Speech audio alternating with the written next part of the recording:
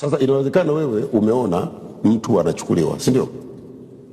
Umekwenda, nimeona mtu fulani kamchukua. Sasa jeshi la polisi wanakuja, okay, aliyetajwa wewe ni nani? Ni fulani. Ngoja tuanze kumfuatilia. Watamfuatilia.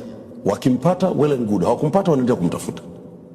Kwa hiyo unataka kusema kwamba kama mtu atatoweka kama hakuna uthibitisho, manake ndio shughuli yake imeisha.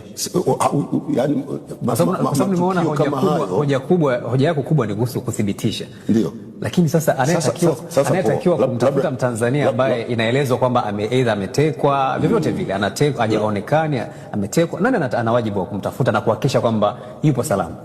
Kwanza kumtafuta, polisi ndio wanafanya hiyo kazi kwa kushirikiana na jamii yenyewe, watu wanaowapa taarifa. Lakini sasa kama hajapatikana, kwa hiyo unataka ufanyeje? Kwa hiyo hakuna la kufanya. Sasa utafanyaje? Hajaonekana na huna uthibitisho. Kwa hiyo msemaji mkuu wa serikali anasema kama hakuna uthibitisho na hatumuoni tena, basi ndio hivyo tena, hatuna la kufanya. Vyombo vitaendelea kufanya, lakini uwezo yani, unajua matukio kama haya uwezo ukasema nitampata kesho kutwa. Utampata ukimpata, si ndio? Hukumpata unaendelea kumtafuta.